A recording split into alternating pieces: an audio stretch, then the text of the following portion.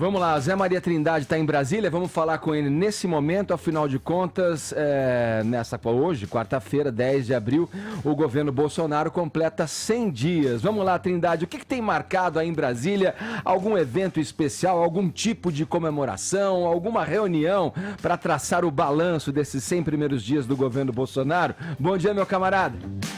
É isso, muito bom dia, Edgar, bom dia a todos. Olha, Edgar, parece que foi ontem, né? No dia 1º, o presidente Jair Bolsonaro subiu a rampa do Palácio do Planalto, naquela festa, assinou ali a posse dos ministros, né? E fez o discurso de posse. 17 desses 100 dias, eu diria até mais, um pouco mais de 20, né? Ele passou hospitalizado, porque teve que tirar a bolsa de colostomia. O Brasil inteiro ficou sabendo que é exatamente uma bolsa de colostomia. Eu diria, Edgar, que o presidente passou no teste. Primeiro, que ele acabou seguindo ali o que prometeu na campanha eleitoral, porque todas as medidas adotadas até aqui pelo presidente Jair Bolsonaro foram discutidas e aprovadas pelo eleitor na campanha eleitoral, e isso é muito importante.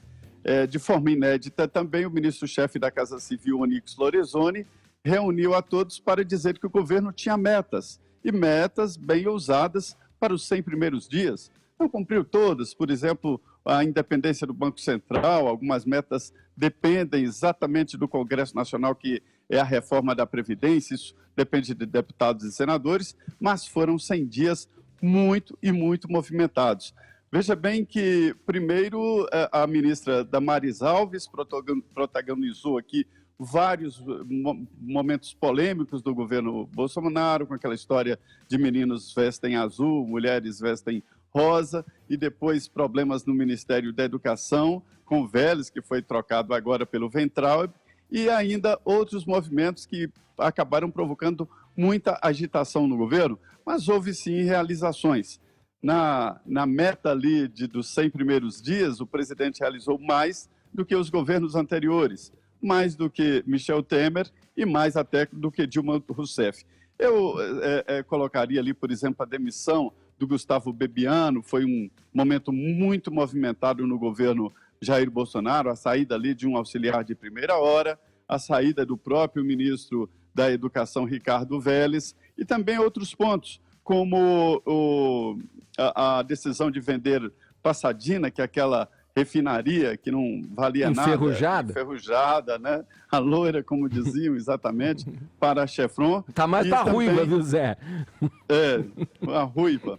E ainda essa história aí de discutir a segurança pública, né? Que é o projeto, o plano do ministro Sérgio Moro.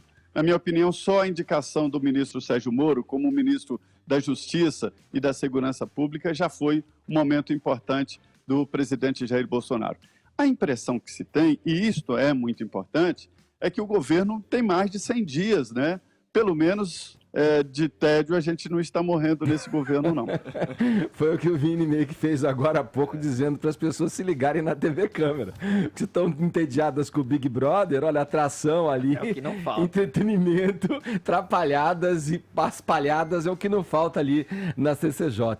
Ô Zé, continua um pouquinho com a gente, eu quero passar a bola para o Caio aqui comentar, porque nessa dia de ontem, na véspera dos 100 anos, dos 100 dias de governo do presidente Jair Bolsonaro, o vice-presidente Hamilton Mourão defendeu nos Estados Unidos que o Bolsonaro é um democrata. O general disse que deixou claro a senadores americanos, entre eles o Bob Menendez, do Partido Democrata, que Bolsonaro é um homem que está pensando nas próximas gerações e não nas próximas eleições, e que respeita totalmente a Constituição brasileira, as instituições e o sistema em vigor. Vamos lá, o Mourão tá correto, Caio?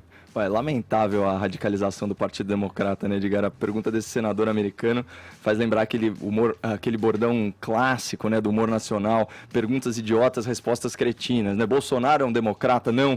Ele tomou o poder à força usando um exército de senhoras no WhatsApp. Mas, voltando ao tema, eu até fiz um checklist das realizações aí do governo nesses primeiros 100 dias, Mas vamos passando aí pelos pontos, porque eu queria fechar meu comentário com uma consideração um pouquinho mais ampla do que é esse experimento Bolsonaro, por assim dizer, né? Então, em primeiro lugar, eu destacaria a ruptura com o presidencialismo de cooptação, né, ou coalizão. Então, o relacionamento com o Congresso ele está fundado agora no diálogo republicano e não mais na troca de cargos e vantagens. Em segundo lugar, as duas grandes peças legislativas que foram submetidas à apreciação do Congresso, a reforma da Previdência, né, com foco no combate ao privilégio das elites do funcionalismo público, e o pacote anticrime, que endurece as leis penais para corruptos e organizações criminosas. Aí é importante destacar também algumas medidas provisórias que o governo ele já mandou para o Congresso. Então tem a MP 870, que é a dos ministérios, que foi aquela que reduziu de 29 para 22 pastas. Então, do ponto de vista de eficiência da máquina pública, eu acho válido. Tem a MP seguinte, a 871, que é considerada MP antifraude. Ela passa aquele pente fino nos benefícios do INSS, especialmente o auxílio reclusão, aquele privilégio para os bandidos desse país. Tem a MP 873, também é muito importante porque ela protege o trabalhador, ela proíbe o sindicato de descontar a contribuição sindical na folha de pagamento.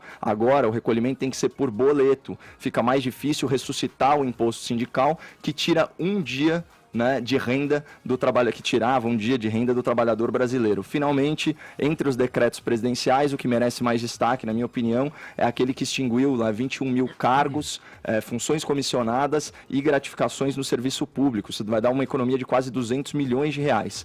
Teve também na questão de infraestrutura e privatizações, né? Leilão de 12 aeroportos, 4 terminais portuários e aquele trecho enorme da Ferrovia Norte-Sul. A gente está falando aí entre investimento privado e as outorgas, né, das concessões, de quase 12 bilhões de reais, tirando também a venda de Passadina, que o Zé colocou muito bem, que deu um troquinho aí de 500 milhões de dólares. E, finalmente, a viagem do presidente aos Estados Unidos, que a gente já trouxe aqui o parecer do professor Matias Spector, da FGV, que fala que representou o maior pacote de concessões já dado por um presidente americano a um colega brasileiro nos últimos 30 anos de democracia, com destaque para o acordo da base de Alcântara. Mas o ponto fundamental, com todas as críticas que devem ser feitas, é que esse governo ele está desconstruindo o estigma da campanha eleitoral. Não houve nenhum retrocesso em relação a direitos e garantias fundamentais. Nenhuma minoria está sendo perseguida jurídica ou fisicamente. Não é um governo autoritário, sequer é um governo centralizador.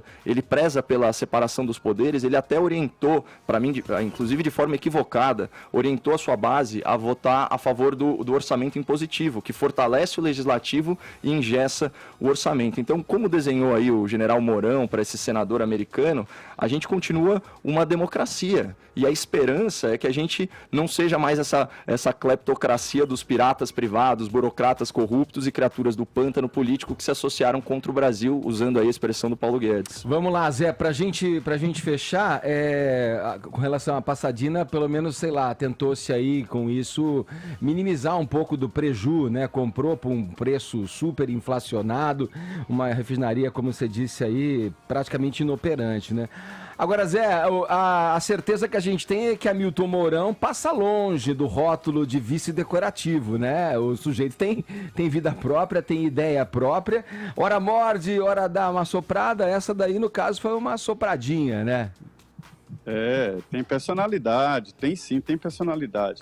Olha, Edgar, o Caio aí citou vários pontos assinados e determinações do governo, mas a grande diferença dos 100 dias é mesmo a postura política. O Caio tem razão quando ele fala desta ruptura com a política antiga e com os interesses pessoais e setoriais ali dos parlamentares. Hoje, a agenda dos 100 dias do presidente Jair Bolsonaro está totalmente, o dia inteiro, totalmente tomada por líderes de partidos políticos, líderes e presidentes. E a gente vê ali o Paulinho da Força, todo constrangido, isso foi ontem, todo constrangido ali, como lá em Medina fala, o cachorro que caiu do caminhão de mudança, não sabe exatamente onde está, ali no gabinete presidencial, mas enfim, é preciso conversar, né? Fazer política de portas abertas com testemunhas, e acabou aqueles conchavos, né? No caso de Passadina, houve uma interrupção de prejuízos. A tal refinaria polêmica, né, que levou o Cerveró para a cadeia,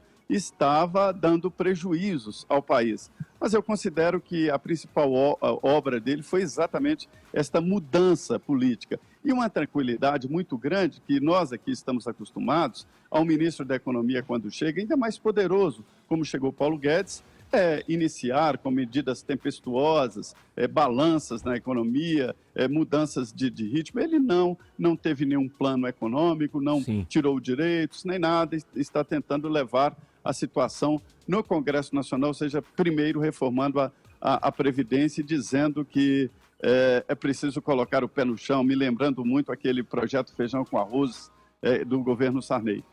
Feito, Zé. Obrigado pelas informações. Bom trabalho para você em Brasília. Muito bem, obrigado.